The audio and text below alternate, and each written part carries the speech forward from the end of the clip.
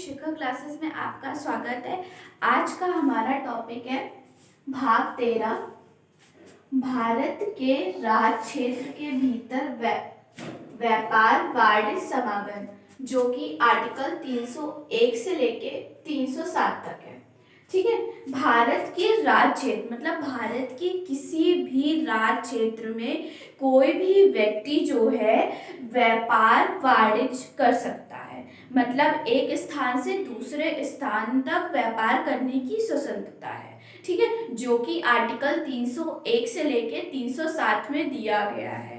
जो लोग व्यापार करते हैं उनके संबंध में संविधान में 301 से लेके 307 तक जो है इसका। अब हम लोग देखते हैं आर्टिकल 301 क्या कहता है।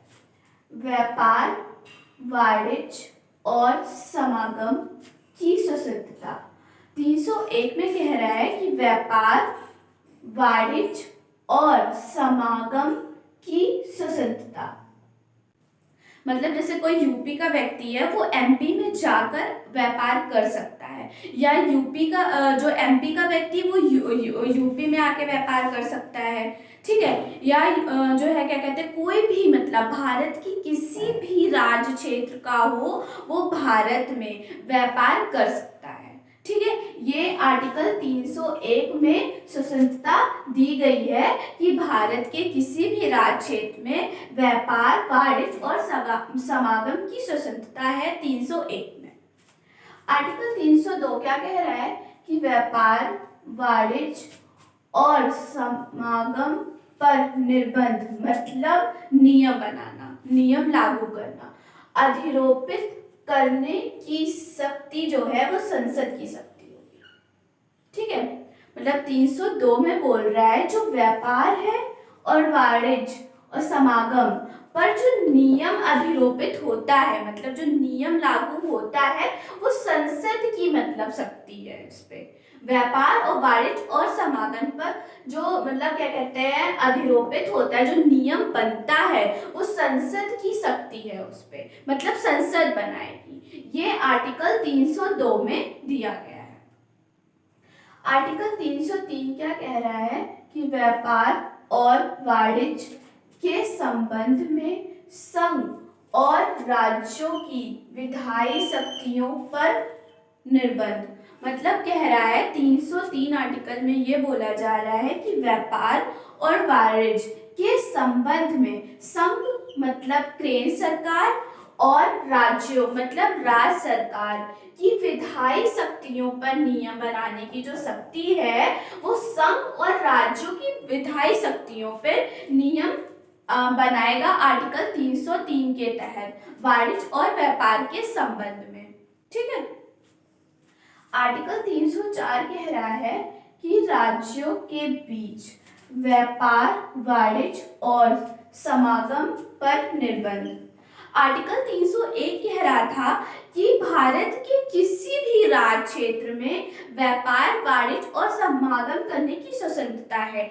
आर्टिकल 304 कह रहा है कि राज्यों के बीच जो है व्यापार वाणिज्य के समागम की स्वतंत्रता है। मतलब जैसे यूपी का कोई भी जिला है, जैसे यूपी का कोई भी जिला हुआ, ठीक है, लखनऊ हुआ या क्या कहते हैं बरेली हुआ, जो भी है मतलब आ जाके वहां पे उसको व्यापार करने की स्वतंत्रता है। ये नहीं कि लखनऊ का है तो वो लखनऊ से ही व्यापार करेगा, नहीं, वो यूपी के किसी भी जिले में या एमपी के किसी भी जिले में वो व्यापार कर सकता है।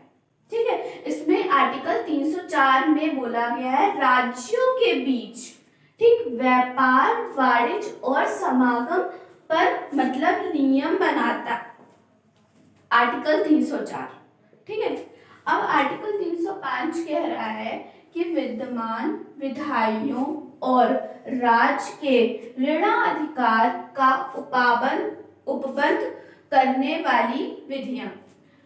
विद्यमान विधियों मतलब लागू, जो विद्यमान लागू मतलब नियम है और राज्य के ऋणाधिकार पर जो उपबंध करने वाली विधियां आर्टिकल 305 में कहा गया है कि जो विद्यमान मतलब नियम लागू है और राज्य के जो ऋणाधिकार का जो उपबंध है वो करने वाली विधियां आर्टिकल 305 में। आर्टिकल 307 क्या कह रहा है? अनुच्छेद 301 से लेके 304, मतलब 301 से लेके 304 के प्रयोजनों को क्रियान्वित करने के लिए प्राधिकारी की नियुक्ति संसद द्वारा। आर्टिकल 307 कह रहा है कि जो 301 से लेके 304 तक संविधान में जो अनुच्छेद बनाए गए हैं उनकी मतलब प्रयोजन, मतलब जो लागू करने की जो प्रक्रिया है वो प्राधिकारी की नियुक्ति किसके द्वारा होगी? वो संसद द्वारा होगी। हमारी जो आर्टिकल 301 से लेके 304 तक है उनके जो नियम को मतलब चालू करने की, मतलब लागू करने के लिए संसद द्वारा प्राधिकारी की नियुक्ति की जाएगी आर्टिकल 307 के तहत। ठीक है, अब हम लोग मिलते हैं नेक्स्ट वीडियो में। धन्यवाद। अगर हमारी वीडियो पसंद आए तो लाइक, शेयर और सब्सक्राइब कर दीजिए।